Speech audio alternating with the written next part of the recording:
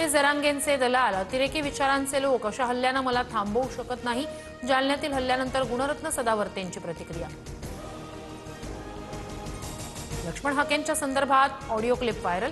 हाकेंना पैशांची ऑफर. ड्रायव्हरचा यूपीआय देताच तरुणांना हाकेंची लाच काढली.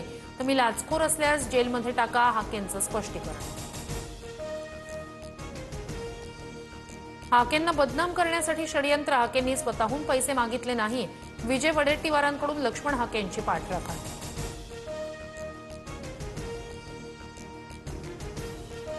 काँग्रेस, राहुल गांधी मराठा समाजाविरोधात गेले.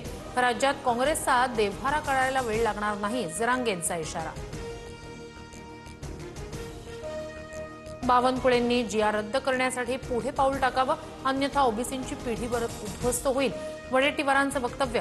तर वडेट्टीवारांनी ओबीसी समाजाच्या नावानं दुकान मांडलंय, बावनकुळेंची टीका.